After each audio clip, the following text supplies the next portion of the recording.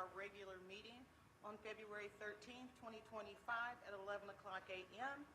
The rules for this meeting are cell phones are to be turned off prior to the meeting. Citizens are allowed to voice requests, concerns, opinions during the communication and public response portion of the meeting. And prior to the meeting, speakers will be granted up to 2 minutes each for a total of up to 60 minutes per meeting. Each speaker only 2 minutes. And I have one card this morning, and we will, after we approve the agenda, allow citizens to give communications and public comment. Can I get a motion for approval of our agenda? All those in favor say aye. Aye. Chair votes aye. Approval of the agenda. We now have a public comment from Ms. Maria Gaudio. Ms. Gaudio, please come to the podium.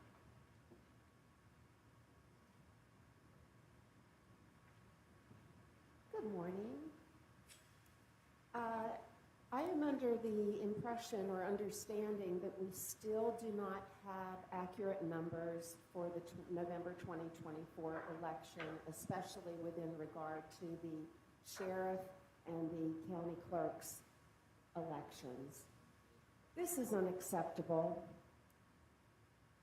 It is so exciting to now see the new administration taking form, and I certainly look forward to the new DOJ coming down to Georgia to evaluate our previous elections. And I just think that it's imperative that we be audited properly because we still don't know how many people actually voted.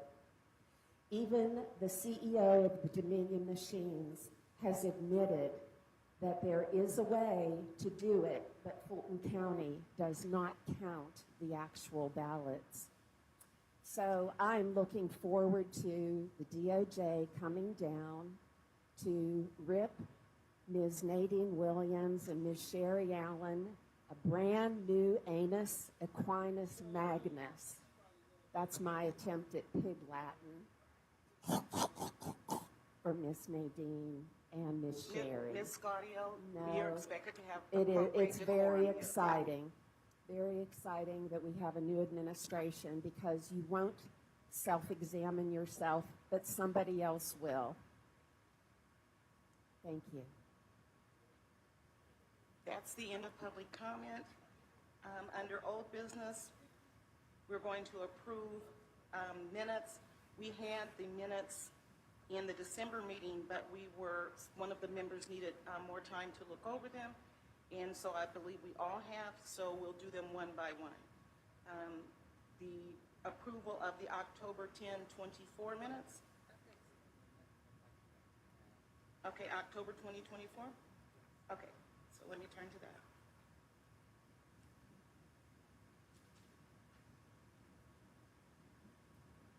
Madam Chair, the only minutes that's in your packets are the minutes from December.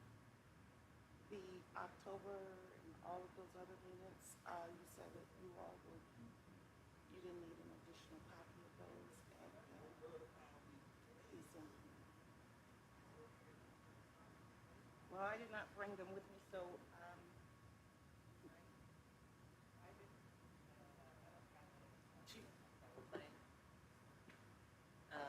but this is, I wasn't sure how to do it. There's a lot of subjects that we had that aren't in here at all. I also wanted to correct that Attorney Chad Alexis was here. And there are different areas in there that I put in red what I would like added. okay.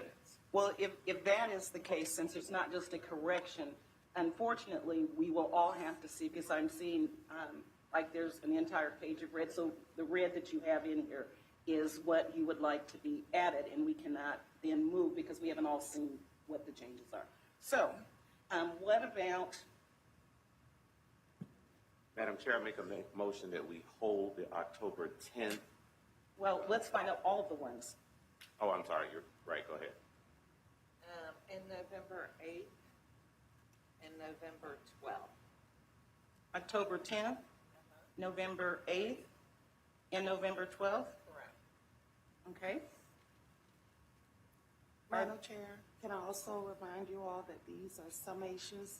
These meetings are not verbatim? Yes, yes. Okay. And I am aware of that. And it may be when we come back that all of the verbiage is not approved, but we have to be able to see it. A member has proposed it, so we need to be able to all review it and see it. So, and we are aware that there are summations. So the October 10th, November 8th, November 12th. Let me ask you this, have you had a sufficient time to review October 30? Yes, Okay, November 5th? yes. Okay. December 3rd? I have to be honest, I haven't looked at the December meetings. Well, those were in our packet, so we probably won't be holding for those, the December 3rd, 6th, and 9th, because those were in the packet that you received January and in the packet in February. Okay? Are those not the ones that Ms. Crawford wants to hold on? Or did you, was it Ms. Crawford? Ms. Crawford didn't want to hold on any. She said she read all of the minutes per email and that they were all fine. Okay. So what we will hold is we will review, and you'll provide copies to all of us? Okay. The 10th, November 8th, and November 12th. Can I get a motion for, at our next meeting in March, reviewing and approving minutes for October 10th, November 8th, and November 12th? So moved. All those in favor say aye. Aye. Chair votes aye. Motion passes. Okay, so, Madam Chair, I make a motion that we approve the remaining minutes. That would be the October 30th, November 5th, December 3rd, December 6th, and the December 9th minutes. can I get a second? Any discussion? All those in favor say aye. Aye. Chair votes aye. And the motion passes. Monthly operation report. Director Williams. Good morning, Madam Chair, members of the board. We have had a quiet January, and we'll quickly go through our operations report, starting with the absentee division. Good morning. In the month of January, the absentee division reviewed procedures for the upcoming election. We met with Port Orange Press to discuss the presidential election. I attended the Georgia Emergency Management Certification class. We are currently reviewing bills that affect the upcoming elections and scanning absentee requests from the 2024 election cycle. This concludes the absentee report. Thank you. Administration. Good morning, board and citizens. For the month of January, under administration, we performed routine administrative functions such as requesting PO and process payments of annual maintenance invoices, processed and made payment of P-card allowable purchases, and prepared monthly reconciliation report for the P-card. We conducted routine human resources functions, and we processed payroll bi-weekly, and we also processed recruitment, and we did selection of candidates. We also separated 33 time-limited staff from the HR system. For our campaign contribution disclosure report, we submitted the late and non-filer report for the December 31st filing to the State Ethics Commission. This concludes the report for January 2025. Thanks. Are there any questions regarding the administration report? Okay. Advanced voting. Good morning, board. For the month of January for advanced voting, we're spent in confirming the training location for the advanced voting. We review processes And right now, we're planning for the 2025 election events. This concludes our report for advanced voting. Thank you. Any questions regarding the report for advanced voting? Elections. Good morning, Madam Chair and members of the board. In January, the election division focused on the following tasks. We completed the finalization of all reconciliation documents from 2024. We also collaborated with cities to finalize the 2025 election schedule. We conducted a review and update of SOPs. We coordinated reservations for all polling locations for the 2025 elections.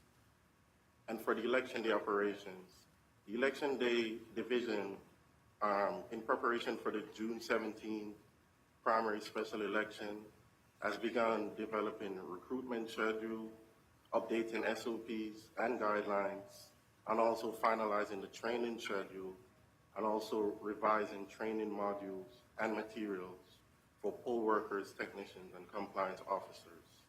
And this concludes the election and election day report. Any questions? Yes, thank you, Madam Chair. Mr. Ross or Ms. Williams, I'd like to see the updated SOPs, please, at your convenience. Yes, we can do that. And I would like to, I was going to say the same thing and just send them out to the board. For the elections or all divisions? Is what you're asking? Okay, thank you. We'll arrange that, thank you.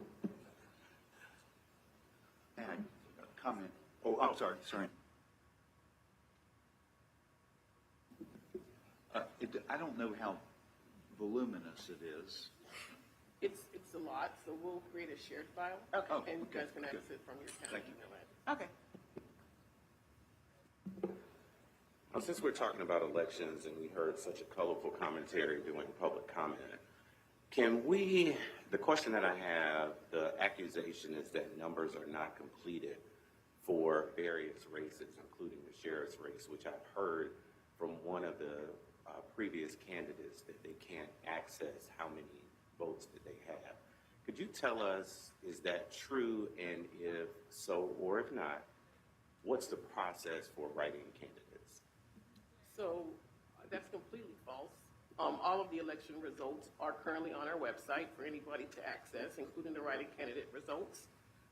So I'm not sure why it is being said, because if you literally go on the Fulton County website, you can click on it and see exactly how many votes were in the writing candidate for sheriff. So I'm not sure what the confusion is, but it's a simple process. Just go on there and check the website. Outside of that, when we do get the writing candidates, we get those results election night. I think there was a little bit of delay posting them on the website, but they are there for review. Thank you. So what we were doing on certification day, the people that the vote review panels were here, that was for the write-in candidates to get credit. Is that correct? We were still scanning in ballots. The system was slow. That's why it was taking a minute to get all those things in. But I can't even remember at this point. But nevertheless, we were still tabulating, and it just took a minute to get the server, because there was so many ballots, it took a minute to get that all caught up. Okay. But yes, the vote review panel was here. People were still doing things. It included the writing candidates as well. Okay. And can I get a copy of, and I would think everybody would want one, the certification report that we all signed? Yes. Was that? Yeah, we can do that. That was not already sent to you. We'll resend it. Yes. Okay. Ms. Adams, can you just confirm that you want the consolidation form that your signature is on, or you want results? No problem.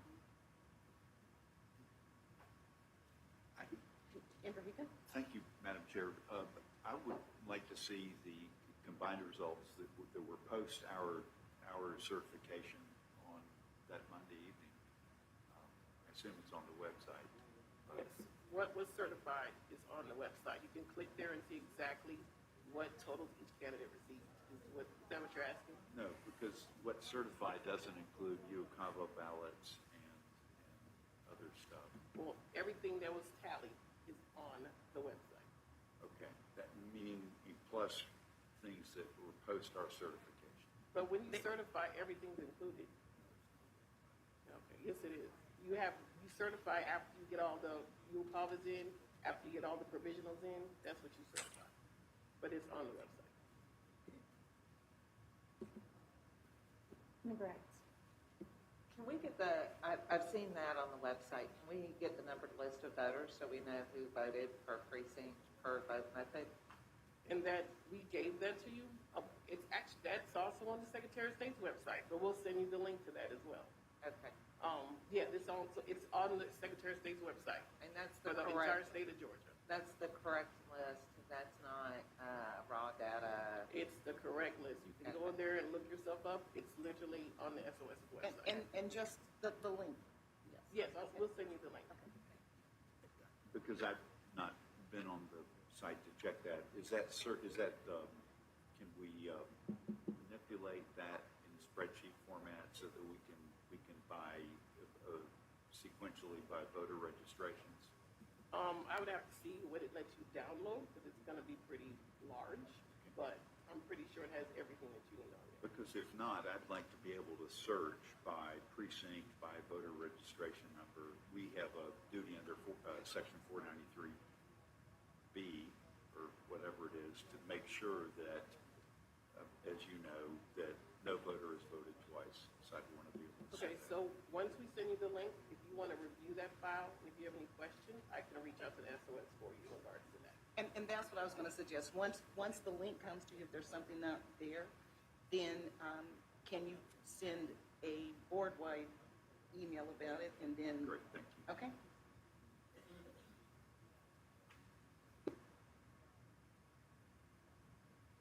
Finance. Good morning, citizens of Fulton and board members. Finance report for today. The 2025 elections budget has been approved by the Board of Commissioners on January 29th. So our elections budget for 2025 is $15 million for all 4 elections, for the general primary in June, the runoff in July, the November general election, and possible runoff in December for the PSC/municipal election cycles. We have received approval for the operating budget of $5.4 million. We continue to work on the budget to actual review and process all the invoices that are coming through for the election cycles. We're continuing to track the budget to actuals and review reports to see the status, following up with vendors that we have not received our last invoices from for the 2024 election cycles, to continue to receive those. Most have been received and processed. We have a few more coming. We also attended the Georgia Emergency Management course for elections in January. That concludes the finance report. Any questions? Member Adams? I have a question. When you get all the November elections invoices in, can you let us know what was budgeted for last year versus what was actually sent? I mean, what was actually paid? spent? Yeah. Yes, we certainly can do that. We have the projected data in the report that you received of what we're expecting for additional invoices that need to be paid out. So that's what we're processing right now. Once the Board of Commissioners approve our reallocation of funding into 2025. So we're in the process of processing those invoices now, but we can certainly give you an update when that's finalized. Thank you. Because I see that you have the projected here already, right? Yes. What, okay. All right. Thank you. Okay, information systems. Thank you. Good morning, board. In information systems, the team participated in a comprehensive training with the state of Georgia. The training actually is, it helps information strengthens the systems and the team's proficiency in operating of EMS, ensuring a smooth and accurate election. And that was in January of 2025. Oh, And that's what we have. any questions? Any questions? Okay, registration. Good morning, Madam Chair, members of the board, Fulton County citizens. The monthly report provides a summary of the Registration Division's activities for the month of January 2025. Our active voters, 767,155. Inactive voters, 136,138, for a total of 903,293. Total applications to be processed, 11,680. New registrations to Fulton County was 3,333. Transfers to Fulton, 10,195. Transfers from Fulton, 2,343. And removals, which are our canceled voters, 1,419. Our front office operations for the month of January total 56 customers serviced at all 4 locations. Our list maintenance activities, we mailed 169 felon challenge letters. We received no requests for hearing. Our cancellation portal, we processed 462 cancellations. We had 1 cancellation for not voting in 2 general elections. We had 59 voter requests outside of the cancellation portal. We had 657 deceased processed. We had 71 duplicates that were merged. And that is the report for January. Any questions? Supplies and logistics. Good morning, Madam Chair and members of the board. For the month of January 2025, the Supply and Logistics Division worked on or completed the following. The staff contacted all the advanced voting and Election Day polling locations to reserve the facilities for use during the 2025 election cycle. The contact information for all the advanced voting and Election Day polling locations was updated as the facilities returned their 2025 polling location reservation form. The division continued to inventory all the supplies on hand in the election warehouse and began creating a supply order for the upcoming 2025 election cycle. And finally, the staff conducted day-to-day operations for the elections warehouse. That concludes my report for January 2025. Any questions? Questions, anyone? And our report for voter education, Ms. Little is out on vacation. Voter education has been planning their 2025 calendar. They've been reaching out to organizations to schedule events and to participate in events. They plan to relaunch Elections Academy at the end of this month, and that concludes the voter education report.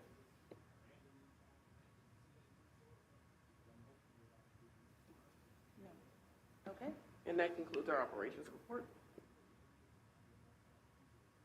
Thank you, Director Williams.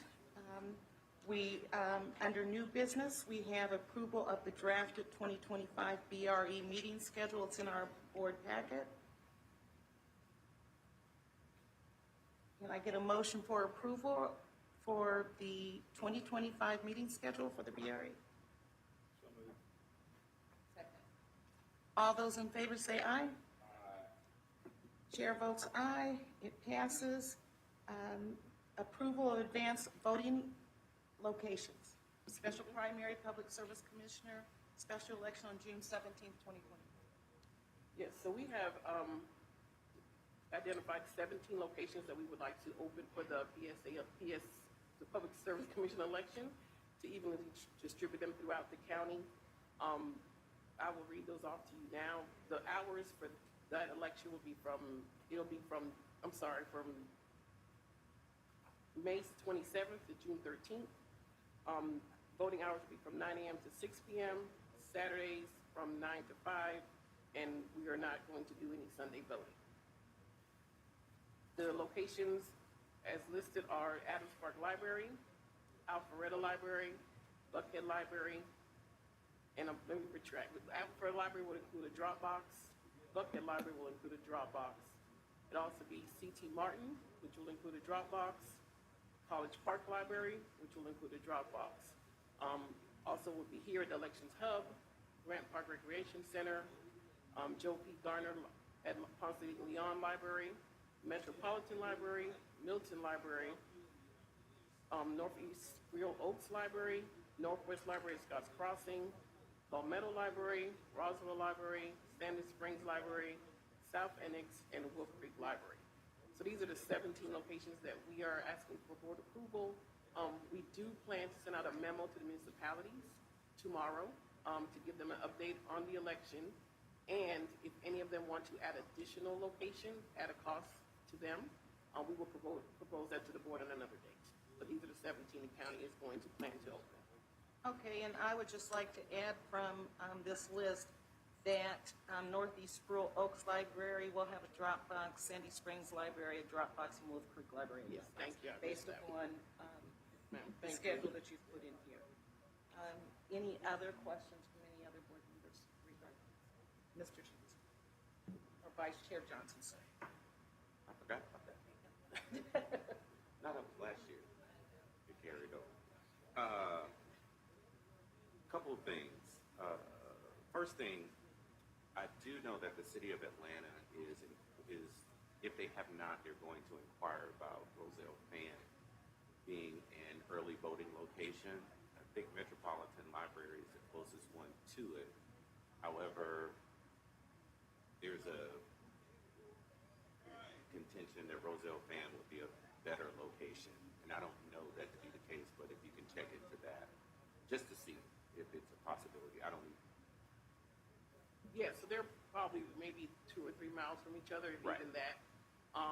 But yes, we did have a person reach out to us in regards to that, but the city can always add if they would like to do that. But we can look into that. If you, Okay. Are you asking us to change this before we approve it No, today? Okay. I'm gonna go ahead and approve it. Okay. Well, I'll go ahead and if the body wants to approve it, I'm gonna vote for it, yes.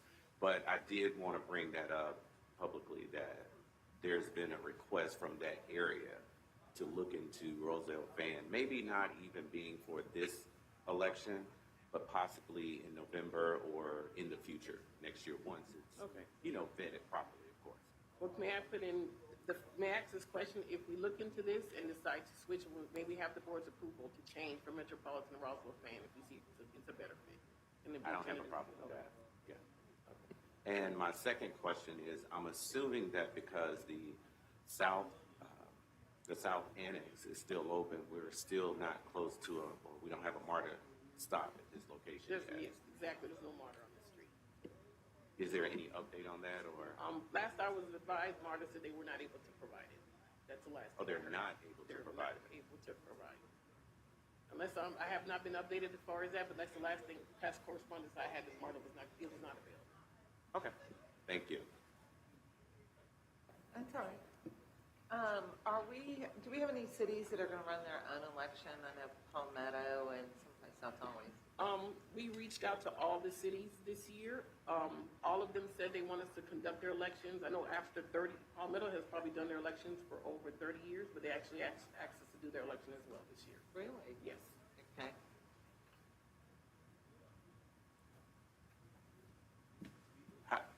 Palmetto is still in 2 different counties, right? It is. So they probably have both counties conduct their elections separately. For the I'm not line. sure if any of this is for June and July. Right. At this point, I don't think we have anybody who has anything that's going to be added to the ballot. We are reaching out to the cities to double check. But if they want to add something to this election, it is free of charge for the June election. I know all of them have something in November. But the memo that we're sending out tomorrow is going to cover both. So they'll be able to start planning now to get IGAs in place and everything in place for June and November. In November, it's a countywide election. It's also a countywide election. Only way the counties will have the municipalities will have a cost if they want to add additional advanced voting locations that out of these 17, and if the Public Service Commission election does not have a runoff, they're going to have to pay for the runoff. So we're giving them the estimated cost. Let's say, for instance, in November, it's free in November for the Public Service Commission because they're adding it to the Okay, I see ballot. what you're saying. I thought you were talking about June. Well, no. I'm saying it's the same. If for the election, we'll talk about November. So if November there is no PSA runoff in December, and the county needs, the city needs a runoff, they're gonna have to pay for the runoff. And Okay. we're giving them all those estimated costs already in advance. Right, that makes sense. Okay, thank you.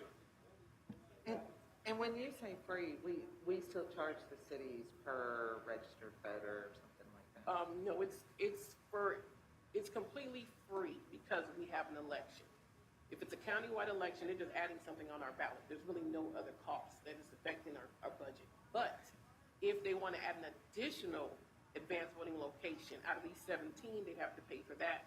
And if we don't have a runoff, then they have to pay for the election. Okay, one last question. These advanced voting locations are just for the PSC, not for November when all the cities are going to have elections. We're going to also propose 17 to you. There'll be one slight change. I believe the only change is going to be College Park Library. We usually use Hugh Connolly Recreation Center, but it was not available due to summer camps. So we will put that, it'll be substituted for College Park Library because it's a bigger space. But we'll be proposing 17 locations to you for November. And then the cities can add additionals if they like at that point. So we need to be prepared for a countywide election. Yes, there's A countywide election with every city, if I'm not mistaken, every city in Fulton County will have elections as well. And we're reducing our number of early voting locations from, was it 32, 36 last time? It was 37, I believe. 37, but it was 32 the last time we did municipal elections, down to 17. Yes, because Okay. the turnout is very low. I mean, For- honestly, it really is for municipals. But if the city wants to add a little additional sites, they can. But we did compare the numbers, and the 17 is evenly distributed. Okay. And I want to commend you on looking at that and budgeting a different cost and not having them all open if we don't need them.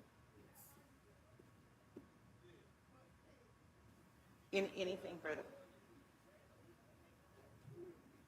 All right, so can I get a motion for approval of the advanced voting locations for the primary Public Service Commission special election on June 17th? Second. All those in favor say aye. Chair votes aye, the motion passes. Next on our agenda, we have a challenge hearing, and we have Mr. Earl Ferguson, who is the challenger. If you want to come to the podium, and Mr. Ferguson, I understand that you've had a bit of a problem hearing. Come to the podium first and see, can you hear us? And we'll try to make sure we speak up loud enough for you as well.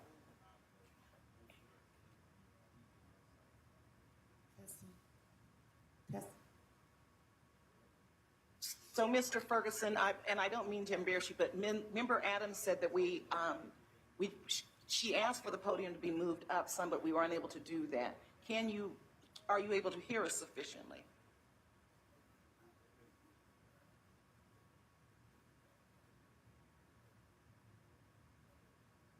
If you could speak up too, I'm not hearing you just fine.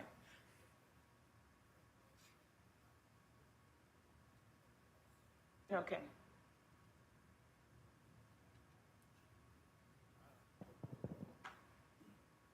Helps to turn it on. Okay. Okay. Yes, sir. How does this sound? I can hear you folks this time. I don't need to move on. Okay. All right. Thank you. So I'll begin. This should take about 12 minutes, maybe a little bit more.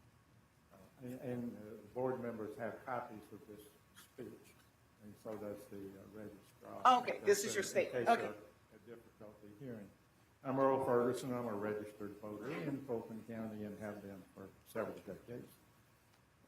In the last several years, I've been challenging, and I've challenged about 4,000 registrations of Fulton County electors who have moved out of Georgia and registered to vote and voted in other states. For the record, I hold the right to vote is a fundamental right of citizenship. My challenges never affect any citizen's right to vote.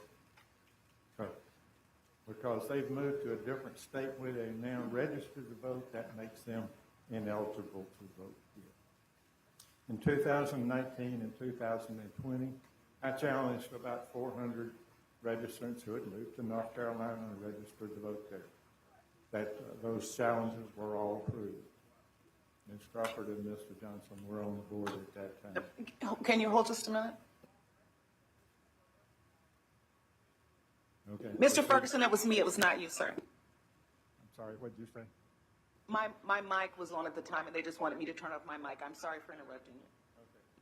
In December of 2023, I submitted additional challenges again, Fulton County electors who moved to North Carolina and registered to vote there. Total of 2,100 challenges. At the beginning of that December hearing on these challenges, the chair asked the registrar for an inactive voter list and announced that these would be disallowed. I objected at that time for several reasons, but my objection was denied. The result of this challenge was that out of my total challenge, 1,797 were either denied or disallowed. At the board's June meeting last year, procedures for responding to voter challenges for both 229 and 230 challenges were submitted and approved. I was prepared to make comments when that happened. I was not allowed to make those comments. The result, at the board,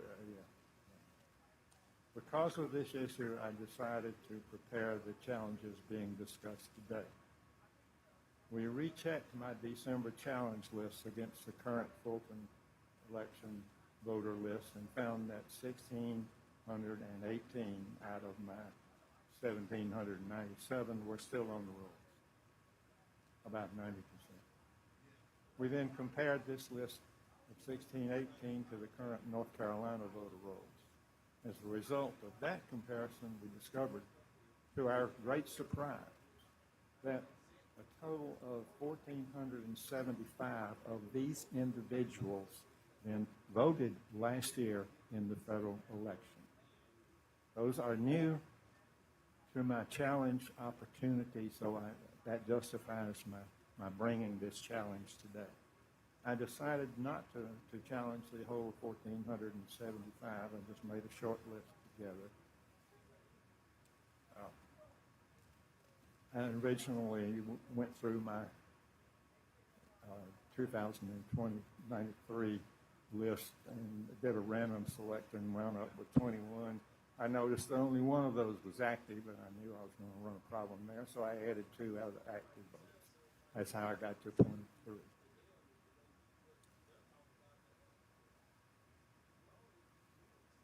Now I'll address the issue of removing ineligible voters from the voter rolls. Georgia Codes 216, 217, I'll start with. In 216A, I quote, no person shall vote in any primary or election unless, and then it lists 5 criteria an applicant must meet. Number 4 of this issue states, a resident of this state and of the county in which he or she seeks to vote. That's a quote. Further, in 216F, there is a provision that says, no person shall remain an elector longer than such person shall retain the qualifications and under which such person registered. So if you're not a resident, you cannot be on the vote. Then Section 217 provides rules for determining residence. And in paragraph 13, it states, again, I quote, if a person goes into another state and while there exercises the right of a citizen by voting, such person shall be considered to have lost such person's residence in this state. The criteria stated here match exactly my list of challenge electors for this event and justifies their removal from the Fulton County voter rolls. I note that there is no reference here as to whether a registration is active or inactive. While this provides necessary and sufficient conditions for the removal of my challenge voters, there's some other additional Georgia Code sections that apply, and I'm going to call them Section 228A, which says the Board of Registrars in each county shall have the right and shall be charged with the duty of examining from time to time the qualifications of each elector of the county. This is followed by paragraph, parent E, which says, if after conducting a hearing, the registers find that the elector is not qualified to remain on the list of voters, I'll skip some of the legal garbage, but it says that those names shall be removed from the list of electors.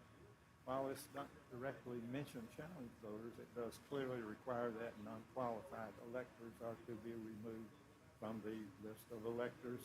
Again, there is no reference as to whether a registrant is active or inactive. It's clear from these requirements that there is no mention of different treatment of active from inactive voter status in these code sections.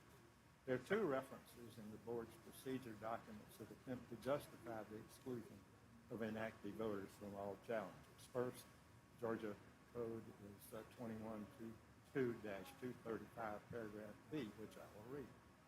An elector placed on the inactive list of electors shall remain on such list until the day after the date of the second November general election held after the elector is placed on the inactive list of electors. That sounds absolute, but it is not. This statement pertains to transfer from active to inactive voters only. It does not prevent the removal of ineligible voters. Further, within this same code section, there are two circumstances where this requirement itself is not honored. In 235B, an elector whose name appears on the inactive list of electors appears at polls and votes, the Board of Electors shall transfer the elector's name back to the official list of electors. That's clearly inconsistent with the statement in paragraph B, which is being used to justify this exclusion. Further, in paragraph A, there's a significant exception to the requirement B, section B, which states, however, an elector whose name appears on the inactive list shall be eligible to sign a petition. And that,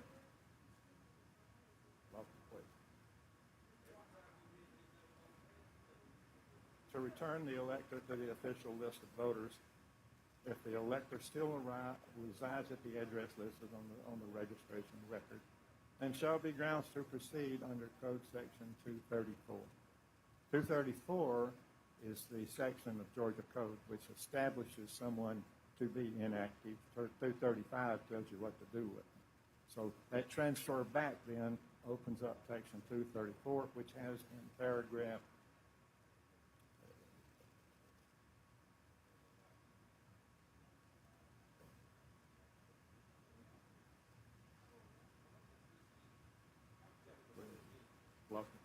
You're with me.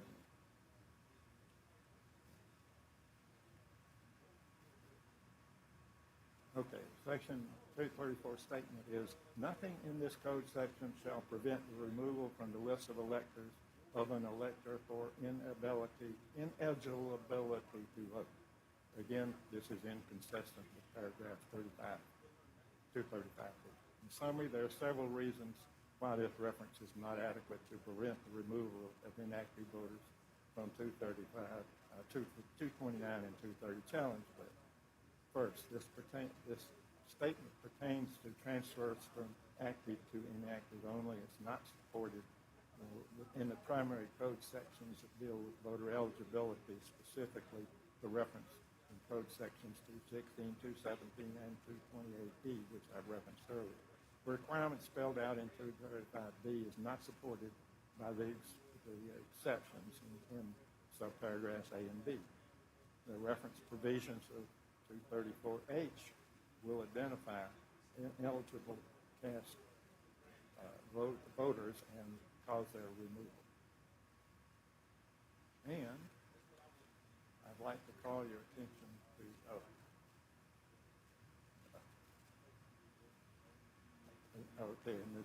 in the stated provisions for code sections 216, 217, and 228 apply to the official list of electors, not just the inactive voter list. And finally, the effect of guidelines in the board's procedures documents, that's the last paragraph, states that the guidelines are intended to be consistent with Georgia election code and VRA.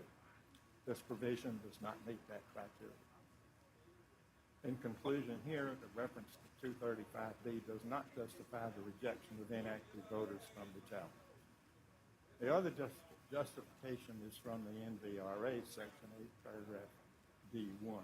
A reading of this reference finds no mention of active or inactive status. Those words are not in the text of that provision.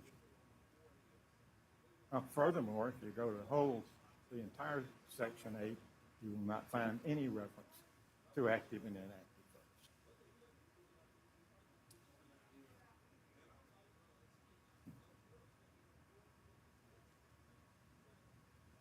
voters. And further, my challenge is specifically state that I am complying with NVRA Section 8, Paragraph C, and that reference has no connection to the paragraph D1 that is being used here. Further, going back to NVRA Section 2, there's a Section B, Purposes, which state, the purposes of this act are, and there's several, and number 4 is to ensure that accurate and current voter registration rolls are maintained. Paragraph B1 satisfies neither of those requirements. In summary, NVR reference does not support the rejection of inactive voters on 229 or 230 challenges. This completes my defense of the challenges. I'd be happy to answer any questions. One of the questions I have, and thank you, Mr. Ferguson. We've just gotten this, so looking at the law and the argument that you provided, it's insufficient for me as a board member to do it on the fly. But I have a question for you. Is it your position that you do or do not want to proceed with the challenges that you have for the 3 that are active voters, Kathy Jennings, Kyle Brunell, and Charlotte Henry? I'm here to defend my entire challenge of 23 votes. Okay, and so was this defending the inactive? The ones on inactive, and you want to also speak to the other 3 as well? I make no difference between the active and inactive in my discussion. Okay. I don't know how to answer your question. Oh, all right. Would you like to proceed with discussing what evidence you have for the active ones? I already did. Okay. That's the first 3 paragraphs. Okay. And you have nothing further? I have nothing further. Okay.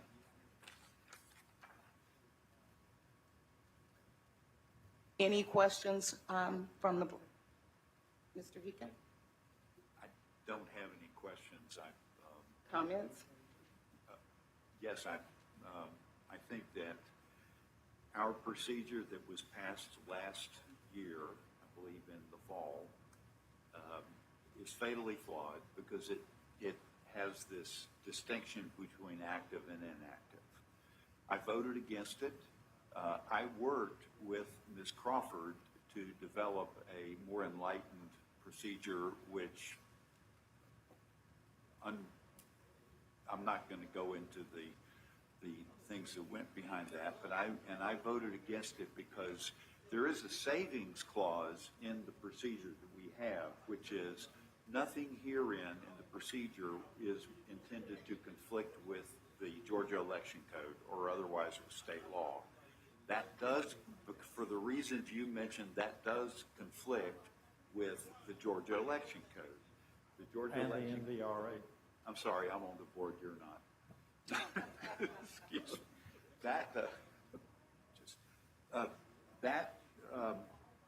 For the reasons you've said, I won't reiterate them other than to say that that the active and inactive electors there makes no difference under the Georgia Election Code. It clearly does not. And we are, as a board, have an obligation to remove these voters, these North Carolina voters, active North Carolina voters, from our rolls. We can't hide behind the fact that they're active or inactive. That's not in the law. It's not supported in the law. And Section 217, subparagraph 13, removes all doubt about that. So at the appropriate time, I'm going to move to sustain Mr. Ferguson's challenge as to all of the challenged persons. When we get to that point, because I have a statement as well. Not yet. Anyone else?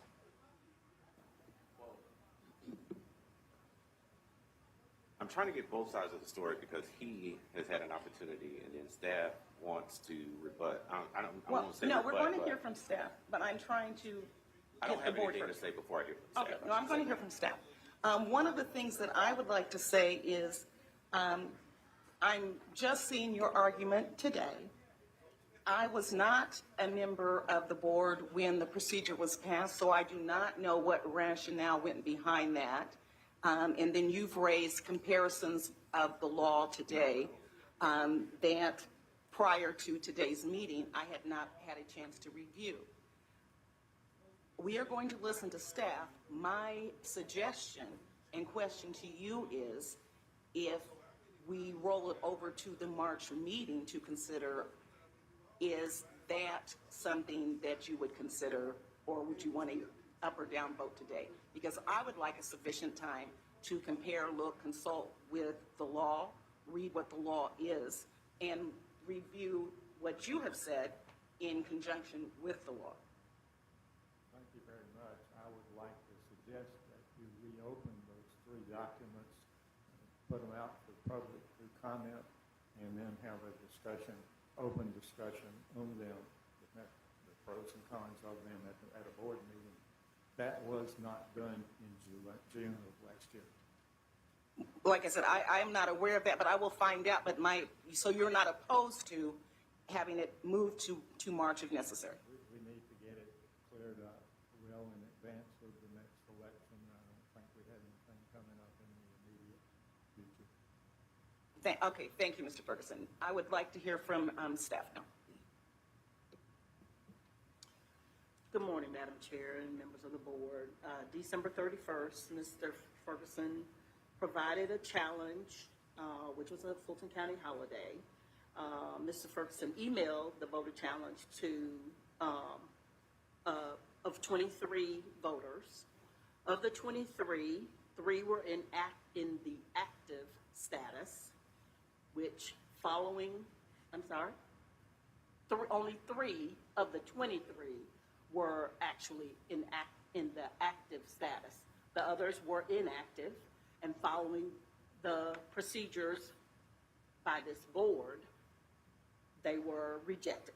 So the 3 people that, the 3 active voters, one of them, after sending their challenge letter, provided us with her current rent and utilities, dated January 22nd, 2025.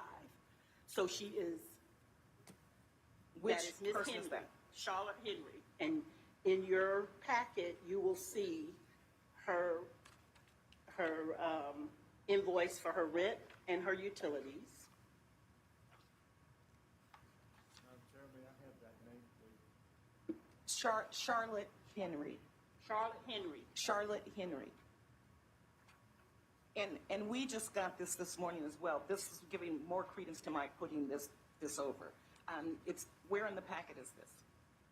It is in alpha order, so she's the 3rd one in your packet. This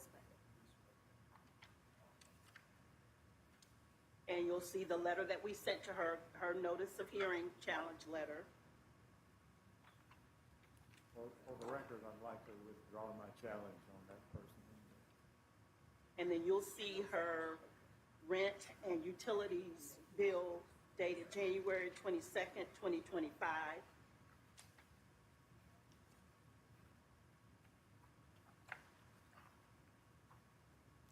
And Mr. Ferguson, you're saying you would like to withdraw Ms. Henry? Yes. I had this happen once before, and it turned out that the person had moved to North Carolina, stayed there 3.5 years, returned to Georgia, and found that they were still on the voter rolls here. So I withdrew that one also. He's withdrawing Ms. Henry's challenge. He was talking, Mr. Ferguson, you were talking about a prior I was person, talking about a prior case. not Ms. Henry. Yes. That happened, I think that was in that December of '93 challenge list of 1,800. There was one couple that came back and said, we are Georgia residents, so we should not be removed. And I did a little research and found their personal record. I had a job change that took them to Asheville, North Carolina. They stayed there 3.5 years. They got another job change, brought them back to Atlanta. They're still on the voter rolls. One of them was active on the voter rolls still. The other one was inactive. So they came back. They didn't have to do anything. They just went in to vote, found that they'd been challenged. I'm not sure. Oh, no, they got the notice from my challenges and responded to it. I hate to inconvenience people. I try not to. But I don't know any way to get around one like that. Thank you, Mr. Ferguson. Anything further, Mr. Johnson?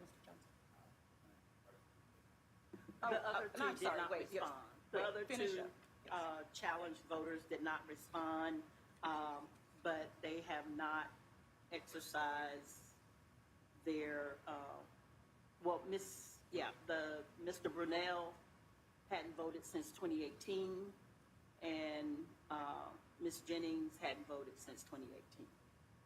Thank you. And they did not respond to the challenge letter.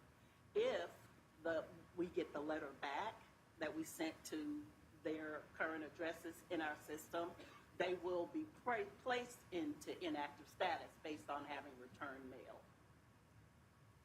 And this is just a question, not particularly for this particular hearing, but I was looking at the procedures. Do we also, if we have an email or a telephone number, do we follow the procedures, the department follow the procedures of sending an email and also calling with one of the calls being after 5? We don't have phone numbers. Okay. So we sent the letter by first-class mail. Okay, and we don't have emails in our system? No. Okay. Thank you. Any further comments from the board? I decide that you go first because he's already spoken. I'd like to know, and I don't know if this is for Mr. Lohman or Mr. Alexis or who it's for, but I'd like to know where I can find the legal authority that Fulton County has a policy to not remove inactive voters regardless of anything. That's not a true statement. It's our, is it correct? Georgia Legal, and you may or may not have. I'm not sure I fully understand the question with regards to not removing inactive voters or anything, but I can answer I can give you an answer in the context of residency, and that would. Chad?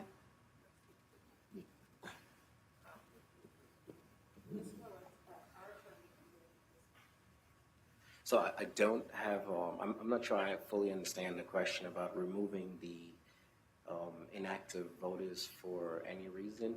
I can answer the question in the context of a residency challenge, if that's what you're asking for. But as for a policy that the county has for removing inactive voters generally, I think that may be a question for the department. Can we start with residency and then I'll clarify the first part since I was confusing? Okay, so this all goes back to the NVRA, the National Voter Registration Act, and within that act it says that, and this is a federal law which takes precedence over state laws, and within this law says that for residency challenges, the county cannot remove voters from the list of voters if it turns out, if there's any suspicions that their residency may have changed. The only time it can actually be removed is if the person gives written confirmation that they do have a change of address. If not, the department can send a request to get the information about the address. If there's no response, then the department has to wait for 2 federal elections thereafter in which the person does not vote, and then they can be removed from the list. So I'm going to turn to Mike Heaton, who's also an attorney, because I don't believe that's what the NVRA says. Well, we won't turn to Mike Heaton, he is not the board attorney. But what I will ask is for there to be an opinion, because the NVRA, I am aware that the NVRA says that, but we would ask for our board attorney to give us an opinion as to what the law requires. Like I said, I wasn't on the board when the procedure came, and I would certainly want any procedure that we have to comply with the law. And Mr. Heaton does have a question, but I would not suggest we ask him for a legal opinion. I'm an attorney as well, but I don't give a legal opinion to this board. Well, my legal opinion is that I agree with the chair. My question was to Ms. Glenn. So, but I would propose here that we pose to you a question for a legal opinion, a request for a legal opinion, and exactly what do we want to know, and we will wait for your reply. And we can do it as a board, because that way, whatever the question is, anybody who, like, Ms. Adams, if you want to add something into it, so it's a comprehensive question, not just perhaps the chair posed it, but that did not include something. So everybody gets to weigh on as to what the question should be. But also, I want to make sure that we are fully and fairly listening to Challenger Earl Ferguson's challenge and what he has raised as opposed to active and inactive voters. And I think that, and he has stated he is not opposed to postponing it to a March meeting. Is that correct? That's correct. Yes, but I think that, okay, so I cannot make a motion, but I would suggest that we put this challenge over to March, that we have a legal opinion come, that we look at both what Mr. Ferguson provided along with what our current procedure is as a board, and then reconvene and rehear. Not, he doesn't have to read everything, but we have it now. We have everything that the department has given, but to consider it fully and fairly in March. May I? Yes, Mr. Ferguson, of course. What will help here is that the Department of Justice Civil Rights Division has published at least 2 documents that address this issue. Okay. And I'm quite familiar with them, and I'm basing my discussion on the fact that they say what I'm talking about is correct. Okay. But you can go take a look at them yourself and see if I'm right. Thank you, Mr. Ferguson. I appreciate that. Yeah, Mr. Ferguson, would you mind sending those 2 documents to the board? Why don't we just pull them? The Justice Department document? Yeah, they're DOJ documents. Why don't we just pull them and send them to everybody? Here's one of them. I didn't bring the other. Is there a reference on it? Oh, Mr. The Heaton other said he's one's the one who fairly gave it. lengthy, but I'll have to email that to you. Okay. But you can help us. If you want to, Mr. Ferguson, but I would think that we can have them pulled. Mr. Heaton just said that he gave you that one right there. I'm sure we can have it submitted to everybody on the board so we can open it. Question, is that the document you referred to, is that the one I think I may have brought to your attention? The DOJ? Yes. Okay. The longer one. Several This is the months ago. shorter one. Okay. I Okay. think I've got the longer one. Okay. All right. Thanks. Anything further? If not, a question for Ms. Glenn. By the way, you can go online, Department of Justice, and type in Exactly. NVRA, and that document will come up. I am sure, Mr. Ferguson, because that's where I was going to go. Ms. Glenn, as to the 2 inactive voters that we've lost contact with for the last 6 years, what are they still doing on the active rolls? When they miss 2 general elections after being placed in the inactive status, then they will come off. You have to miss 2 2 after being after inactive? being placed in inactive status. Okay, which they both have done. if it's 2017 and 2018. 2018, both of them 2018. So that'd be 2020, 2022, 2024. Is that your calculation? So they should be, in 2025, they should come off. Why aren't they coming off now? Because they missed 3. Those come through the Secretary of State's office. It is not something that the department, those NCOA confirmation notices are provided to us by the Secretary of State. We mail them. They mail some, we mail some, and then when they come back and they're placed in inactive status, they're done. That's done by the Secretary of State's office. That is not something we, as the department, actually process. They do that, and then when they cancel them, they also process the cancellations. It is not even something that they send back to us to process. But we did have 3 other challenges that the department challenged voters as well to hear. Okay. Other than Mr. Ferguson. If you're done with his, then we want you to hear ours. Madam Chair, one more question, Mr. Ferguson. Absolutely. Thank you. Mr. Ferguson, as to the voter who presented a utility bill, could we see the proof that you adduced? Oh, that is? Yes. Okay. He provided the information, and then. You're referring to the ones from 2008, Miss Henry. the old ones? The lady, I Miss don't think Henry. I have any comments on it. We did an online search and came back with that information about those people. So it's at least possible that someone in this position, without respect to what this voter did, could have voted in both North Carolina and Georgia, or could have voted in North Carolina even though they were living in Georgia. I'm not asking you for a legal opinion, but you're saying it's possible that your data is correct as to her voting in North Carolina. I'm just curious so that if I... He's withdrawn, Ms. Henry. Okay, all right. He's I already. can ask you that. I actually like that question because By the way, I have made no attempt to see if anybody has voted in other places. That's I not understand. the objective. I understand. Mr. Johnson. But that's a great question for us to know because in this, and I agree with Mike, and apparently Ms. Adams agrees with me as well. Can you answer that question? He said he I had doesn't trouble know. hearing it. Mike, ask that question okay. again, please. So the evidence that you gave on Ms. Henry, once it was disputed, you changed it to. No, he withdrew. But he withdrew it while he was standing there, Right. right? If there's any So doubt on the if we challenge, didn't bring I'll it up, withdraw he it would have and gone research through it. with her challenge, correct? Yes. Okay, so that's just what I want to highlight is the fact that he's withdrawing it after staff has told him that they have the information, but he said it as if he was planning on doing it anyway, but he didn't tell us.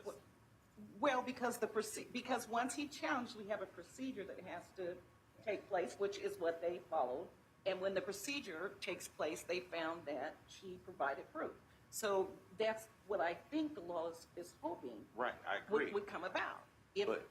But my point is, he didn't withdraw it.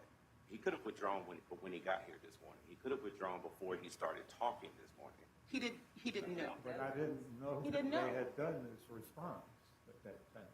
We got the packet this morning too. He didn't know. Okay. He didn't get the packet. I get that. I get that.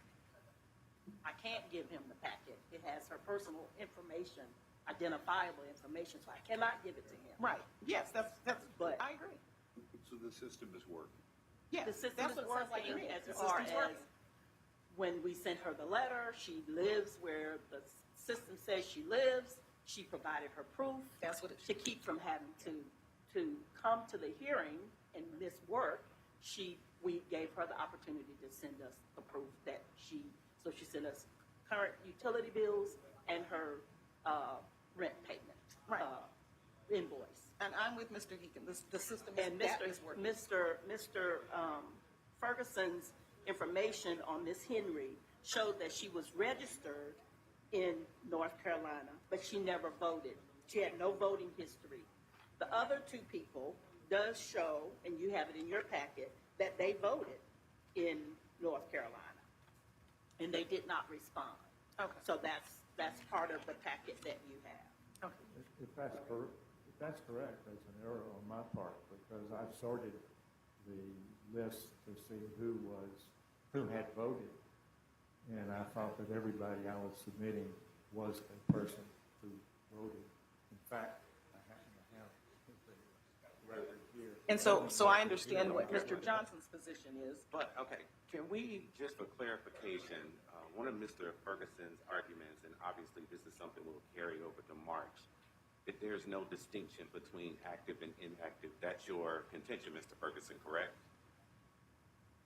His contention is there should be none, and his Oh, you're contention saying is, it should be he's none, saying there not should that be it none, is and he not. said the law does not require one. He said we have made one as a board. That I believe, am I right, Mr. Ferguson? You're saying we made a distinction as active and inactive as a board, and we should not because the law has not.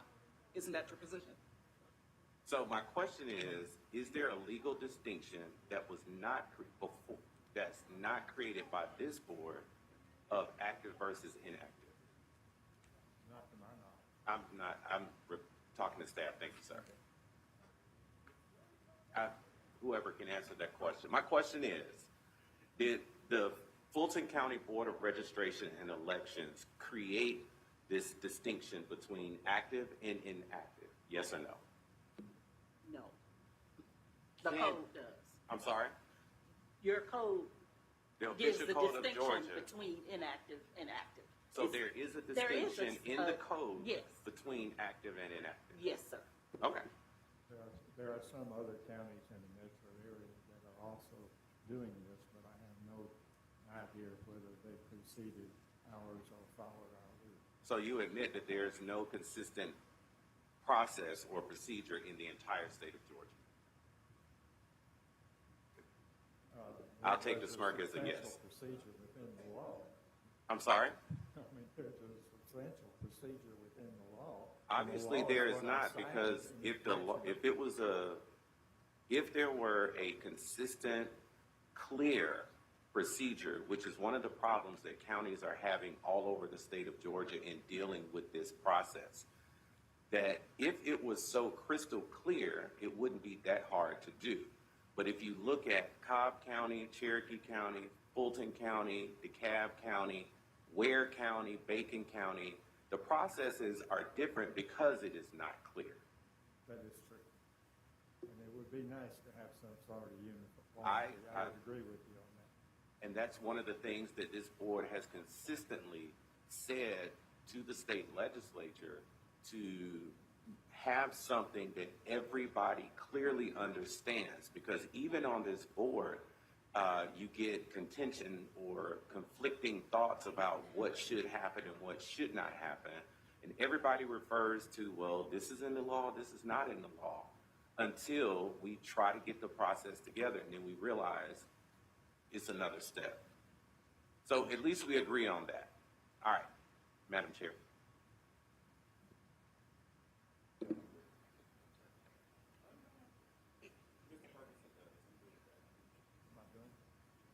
If, Ms. Adams, you have a comment? Yeah, I And if we think, could wrap this up soon, because we want to hear it again in March. I understand. I wanted to clarify, because I don't think Mr. Alexis understood what I was asking for. And what I was asking for is it proper that this board will not entertain challenges on people that are in the inactive file or list or whatever it's considered. Madam Chair, may I suggest that I draft out a proposed request for legal opinion and circulate it among the...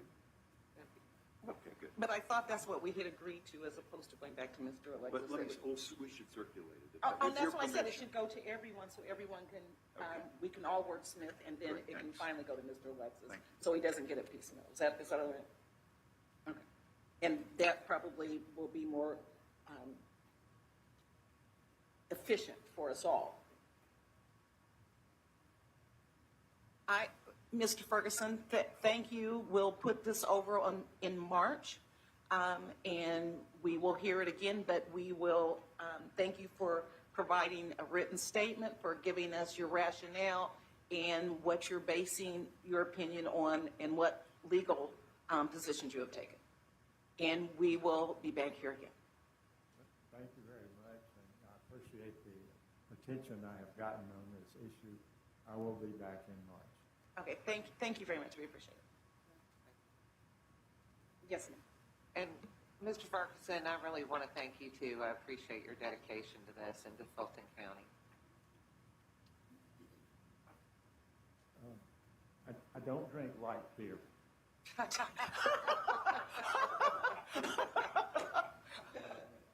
I'll keep that in mind. Okay, moving on.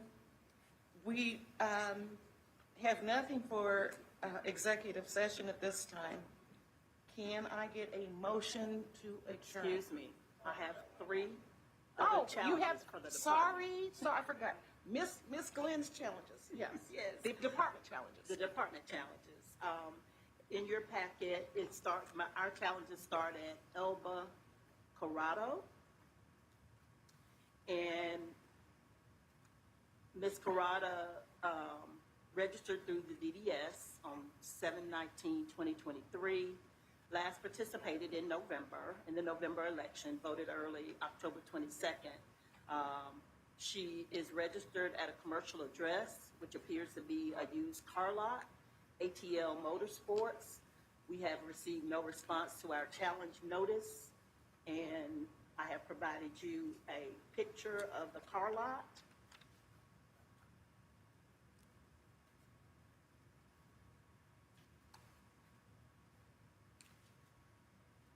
And I don't know if you want me to just go through all 3 or you want to handle them one at a time. That is where she's registered. And tell me what the department did you send a letter, is that what you said? Yes.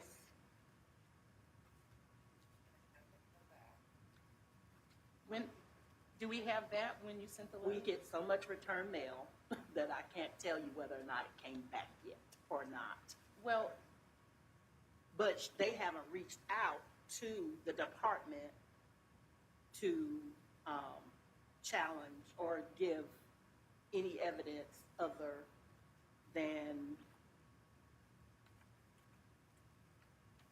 Miss Glenn, I'm Yes. going to suggest we put all this challenge hearing entirely into March. Okay, and what would you want me to present in March to you?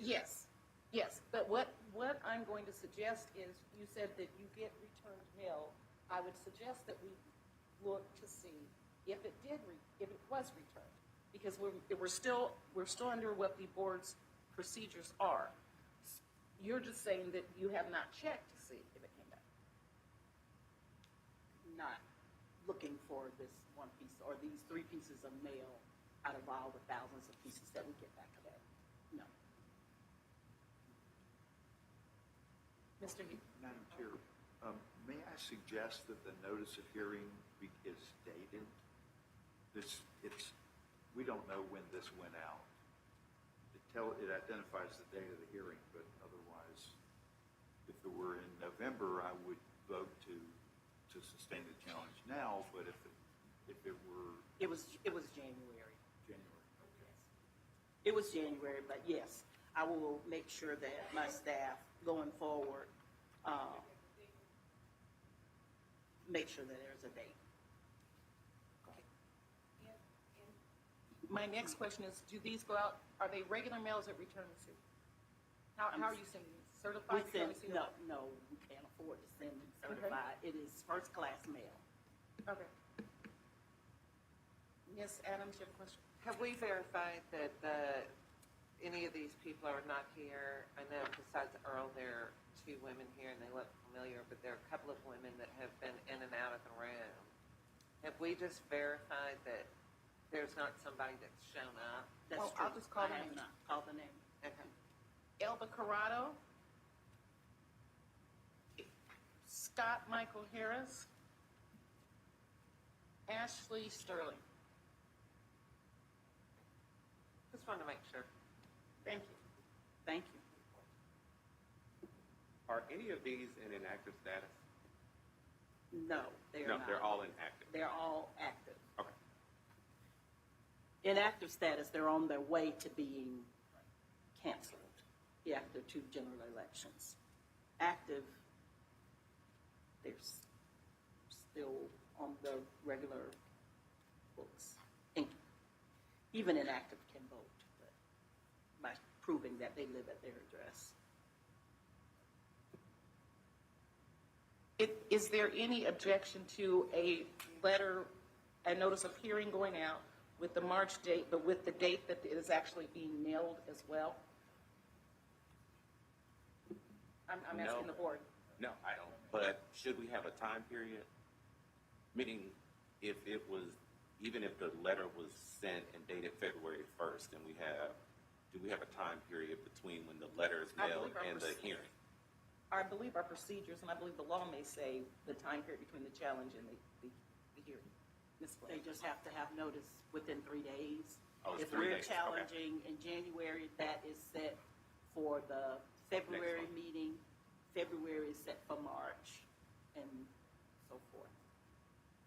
And I don't want to prolong this, but my concern is the fact that we know that, and I'm not saying for these people, but mail is not being received, and I can say even in my office, I may not get the mail. But we're where we have what we have. I'll put some type of identifier that if the mail is returned from these addresses, they'll know to pull it out and give it to me, because we do get a lot of return mail. There's so many notices Okay. mailed to voters that, yeah. Okay, if we can have that. And my suggestion is also, can you bold the, please contact our office if you have any questions with the phone number, since when you're doing this letter. The date on top, and then bold how they contact.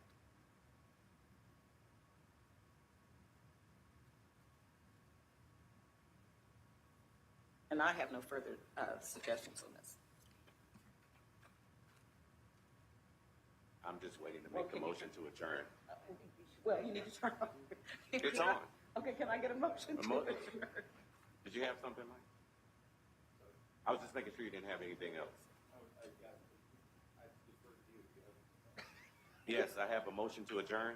Second. All those in favor Unanimous say aye. decision. Chair votes aye. We are adjourned.